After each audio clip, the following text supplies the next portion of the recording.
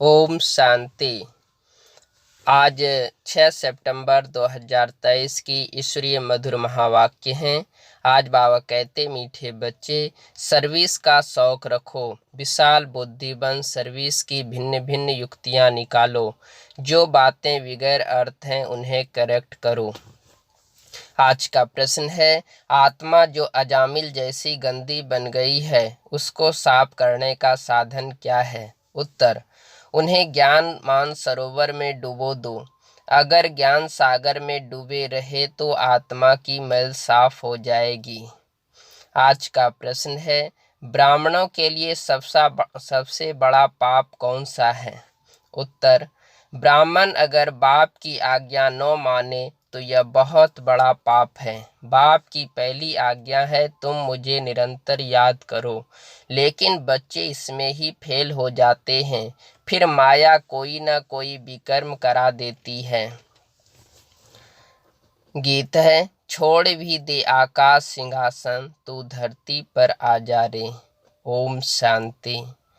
बच्चों की बुद्धि में क्या आता है? कौन आया? बाप, टीचर, सदगुरु। मात पिता अक्षर तो जरूर चाहिए। मात पिता अक्षर भारत में प्रचलित हैं। तुम मात पिता, हम बालक तेरे, पीछे तुम कह सकते हो बाप दादा। वैसे तो मात पिता में बाप दादा आ जाता है, परंतु नहीं, यह समझाने का तरीका है, क्योंकि बाप है, माँ भी जरूर चाहिए। अब माता पहले कौन है? यह गुई ते गुई बात जो कोई समझा न सके। क्या प्रजापिता ब्रह्मा होने से भी माता चाहिए?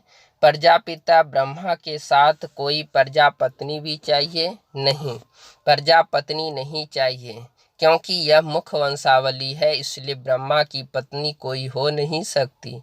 यह बहुत गुई और गंभीर बातें हैं। इसे समझने और धारण करने के लिए बुद्धि चाहिए।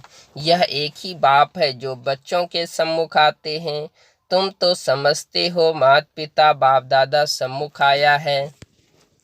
बच्चे बाहर में सर्विस करते हैं, सेंटर पर जो रहते हैं वह यह नहीं समझेंगे कि माता पिता बाप दादा सम्मुख आए हैं। वह समझेंगे फलाने बीके व ब्रह्मा कुमारी आई है, यह मम्मा एडाप्ट की हुई है, सबसे लकी सितारा जगदम्बा है।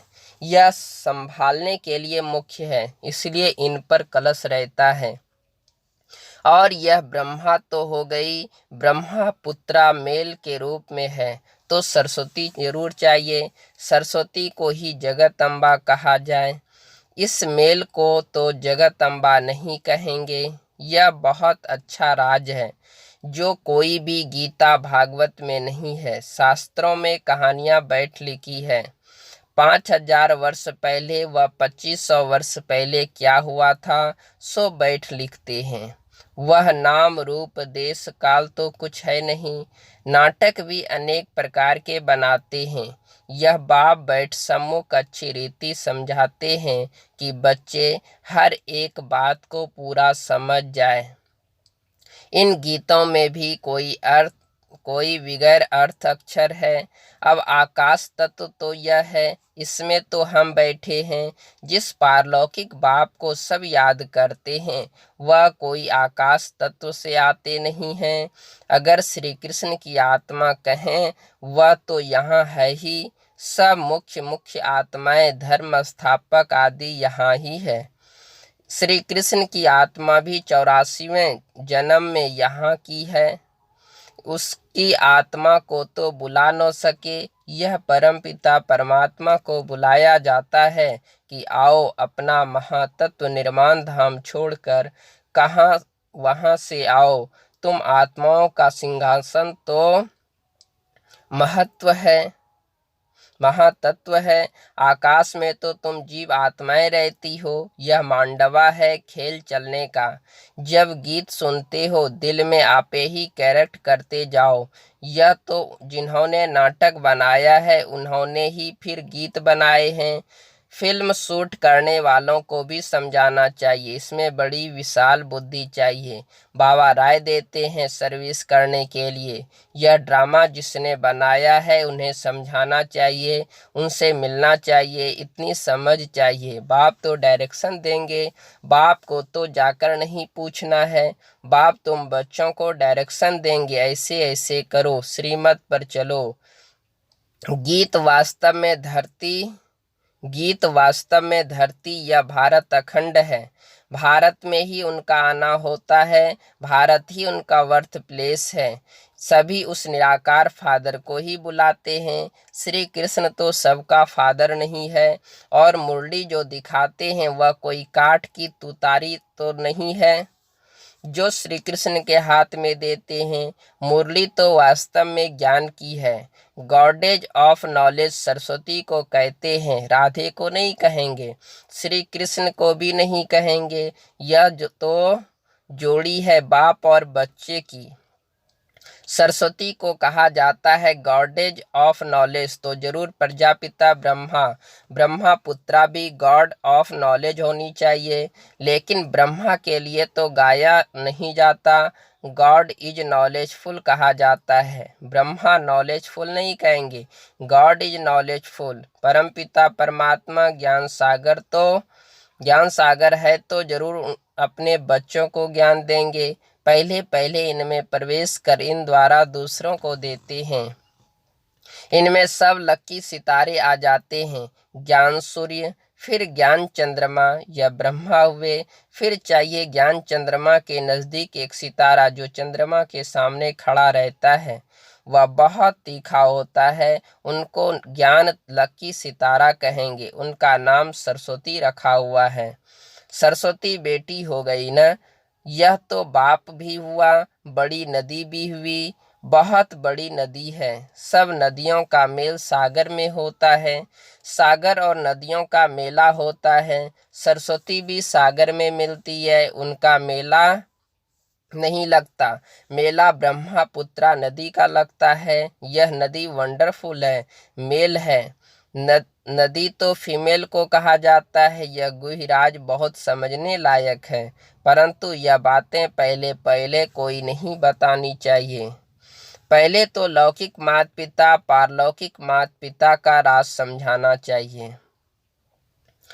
बाबा कहते लौकिक माता पिता से अल्पकाल क्षण भंगुर सुख का वर्षा मिलता आया है, यह तो पक्का याद रहना चाहिए। दूसरा कोई दो बाप का राज समझा न सके, वह तो जानते ही नहीं हैं। गाते हैं तुम माता पिता हम बालक तेरे। अब पिता सर्वव्यापी है तो माता कहाँ गई, यह समझने की बात है ना। माता पिता चाहिए ना। माता पिता कहा जाता है निराकार को, परंतु यह समझते नहीं है इनको माता पिता क्यों कहा जाता है। यह तो गॉड फादर है। फिर कहते हैं एडम और इव, एडम ही इव है, यह नहीं समझते। प्रजापिता ब्रह्मा वही फिर माता हो जाती है। एडम और इव अथवा आदम बीवी कहते हैं, परंतु अर्थ नहीं समझ सकते हैं। बच्चे समझ सकते हैं। आदम बीवी वास्तव में यह है, बीवी सो आदम, इसको बीबी आदम दोनों कह देते हैं। यह तो है बाप। यह बड़ी पेचीली बातें हैं। भारत में भी गाते हैं तो माता पिता हम बालक तेरे, ऐसे ही सुनी सुनाई पर गाते रहते हैं, अर्थ कुछ भी नहीं समझते हैं। बाबा कहते और सब बातें सुनी सुनाई बातें में रहते हैं, अर्थ कुछ भी नहीं समझते। सत्य को बहुत दूर ले गए हैं, लाखों वर्ष कह देते हैं। लौंग लौंग भी कितना, कहानी तो नज़दीक की ही सुनाई जाती है। तुम समझा सकते हो लौंग लौंग एगो, यानी 5000 वर्ष पहले इस भारत में देवी देवताओं का अखंड अटल सुख शांतिमय राज्य था, और कोई राज्य नहीं था। यह अक्षर कोई विद्वान आचार्य कह नहीं सकते। देवी देवताओं का राज्य था, मालूम होना चाहिए कैसे स्थापन हुआ। लक्ष्मी नारायण कैसे बने, कैसे उन्हों की राजाई स्थापन हुई। उनके पहले तो कलयुग था, बरोबर कलयुग का अंत अब यह है। कलयुग के बाद फिर सतयुग होगा। सतयुग सामने आ गया है। जो लौंग लौंग था वह सामने आ गया। 84 जन्म लेते लेते अब कलयुग का अंत आकर हुआ है। अभी तुमको कहेंगे 5000 वर्ष पहले इन लक्ष्मी नारायण का सतयुग में राज्य था। अभी नहीं है। अभी टाइम आकर पूरा हुआ है। फिर से लक्ष्मी नारायण का राज्य स्थापन हो रहा है। यह तुम्हारी बुद्धि में है, जिसके लिए तुम पुरुषार्थ कर रहे हो। यह समझाने की बात है। यह तो सच्ची गीता आदि इसलिए लिखी जाती है कि कोई पढ़कर रिफ्रेश होते रहे। यह जानते हैं जो लिखा जाता है वह फिर प्राय लोप हो जाता है। यह सच्ची गीता भी नहीं रहेगी। जो तुम लिखते हो वह सच्चा ज्ञान प्राय लोप हो जाना है। और साथ साथ शास्त्र भी सब प्राय लोप हो जाएंगे। सत्युग त्रेता में शास्त्र होते नहीं। फिर कल पहले जैसे द्वापर से बने थे वैसे बनने लग पड़ेंगे। यह है भक्ति मार्ग की सामग्री। रचना की सामग्री बहुत बड़ी है। तुम ज्ञान सेकंड में ले लेते हो। सारी रचना के आदि मध्य अंत को तुम जानते हो। अंगे अखरे यानी तिथि तारीख सहित पूरा हिसाब किताब है। 84 जन्म सब नहीं लेते हैं। कोई 70 लेते, कोई 60 लेते, कोई 2 भी लेते हैं। यह सारा मिनिमम और मैक्सिमम का हिसाब है। पीछे आने वालों के जरूर नंबरवार थोड़े थोड़े जन्म होंगे। उसका फिर विस्तार करना फालतू हो जाता है। तुम बच्चे नटसेल में समझा सकते हो। 84 लाख जन्म तो है नहीं। 84 जन्म भी हर एक नहीं ले सकते हैं। ऐसे ही सिर्फ कह देते हैं 84 का चक्र है। 84 लाख जन्मों का चक्र नहीं गाया जाता। गीत पाप कपट की छाया पड़ गई है।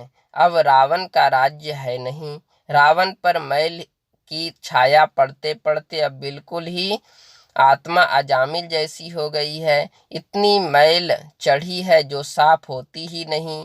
उस मैल को निकालने के लिए गाया हुआ है ज्ञान मान सरोवर, उसमें डुबा रहे। जैसे जंक लगती है तो उसको उतारने के लिए घासलेट में डाला जाता है, किरासन तेल में डालते हैं। यह भी जंक लगी है, इसको इसलिए ज्ञान सागर में डूबे रहो। कोई पानी की नदी व सागर की बात नहीं है। ज्ञान सागर जो ज्ञान देते हैं उस नॉलेज में तब तत्पर रहना है। गृहस्थ व्यवहार को भी संभालना है। उसमें कोई मत चाहिए तो लेते रहो। हर एक का कर्म बंधन अपना अपना है। सर्जन सबके लिए एक ही दवा नहीं देते। हर एक का कर्म बंधन, हर एक की बीमारी अपनी अपनी है। यह 5 विकारों की बीमारी महा भारी है। इस बीमारी को कोई जानते ही नहीं। यह कब से शुरू होती है।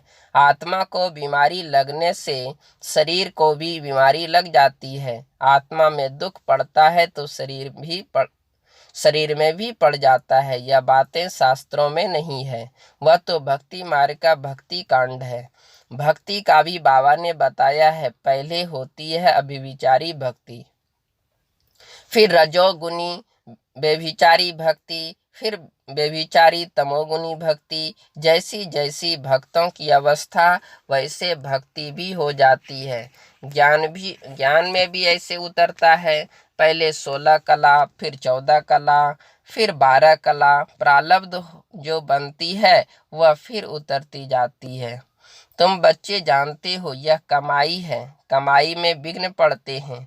दशाएं बदलती है। पूछते हैं हमारे ऊपर कौन सी दशा बैठी हुई है। फिर वह लोग बतलाते हैं इस सच्ची कमाई में भी बच्चों पर दशाएं बैठती है। कोई पर राहु की दशा बैठती, काला मुंह कर लेते हैं। बृहस्पति की दशा थी, फिर माया ने थप्पड़ लगाया तो राहु की दशा बैठ गई।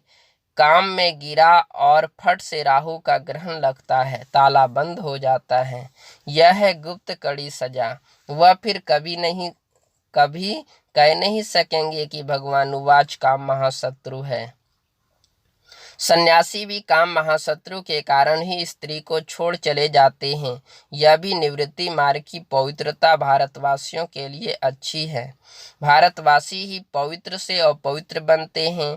तुन्हों को थामने के लिए यह सन्यासी है, मरम्मत के लिए यह पवित्रता है। पवित्रता की ताकत से ही सृष्टि इतना चलती है। अभी तो वह भी पतित बन पड़े हैं, उन्हों की भी सर्विस करनी है। सर्विस का तुम बच्चों को बहुत बहुत शौक रहना चाहिए। भावा ने कहा, सर्विस का तुम बच्चों को बहुत बहुत शौक रहना चाहिए। बेकायदे कोई भी चलन नहीं चलनी है, भल पुरुषार्थी हो। संपूर्ण तो कोई नहीं बना है, कुछ न कुछ पाप होते रहते हैं। बाप की आज्ञा न माना, यह भी बड़ा पाप है। बाप का फरमान है, निरंतर मुझे याद करो। जानता हूँ कि कोई कर नहीं सकेंगे, परंतु तुम पूरा पुरुषार्थ नहीं करते हो। जो करेंगे वह अच्छा पद पाएंगे। अच्छा मीठे मीठे सिकिलदे बच्चों प्रति माता पिता बाप दादा का याद प्यार और गुड मॉर्निंग। रूहानी बाप की रूहानी बच्चों को नमस्ते। हम रूहानी बच्चों की रूहानी माता पिता बाप दादा को याद प्यार और गुड मॉर्निंग और नमस्ते नमस्ते नमस्ते। आज बाबा ने हम बच्चों को कितने प्यार से गुड मॉर्निंग किया। धारणा के लिए मुख्य सार है। पहली पॉइंट, 5 विकारों की बीमारी से मुक्त होने के लिए सर्जन की राय लेते रहना है। आत्मा पर कोई बीमारी न लगे, इसकी संभाल करनी है। दूसरी पॉइंट, सच्ची कमाई करनी और करानी है। कोई भी बेकायदे चलन नहीं चलनी है। राहु की दशा कभी न बैठे, इसके लिए बाप के फरमान पर सदा चलना है। वरदान, याद और सेवा द्वारा सब चक्रों को समाप्त कर समा पर फिदा होने वाले सच्चे परवाने भव। बाबा ने हम बच्चों को वरदान दिया, याद और सेवा द्वारा सब चक्रों को समाप्त कर समा पर फिदा होने वाले सच्चे परवाने भव। विस्तार, जो बच्चे याद और सेवा में सदा बिजी रहते हैं, वह सभी चक्रों से सहज ही मुक्त हो जाते हैं। कोई भी चक्र रहा हुआ होगा तो चक्कर ही लगाते रहेंगे। सब कभी कर्म संबंधों का चक्कर, कभी अपने स्वभाव संस्कार का चक्कर। ऐसे व्यर्थ के सभी चक्कर समाप्त तब होंगे जब बुद्धि में सिवाय समा के और कुछ भी न हो। समा पर फिदा होने वाले समा के समान बन जाते हैं। ऐसे फिदा होने वाले अर्थात समा जाने वाले ही सच्चे परवाने हैं। स्लोगन, जो सच्चे पारस बने हैं उनके संग में लोहे सदृश आत्माएं भी सोना बन जाती हैं। ओम शांति।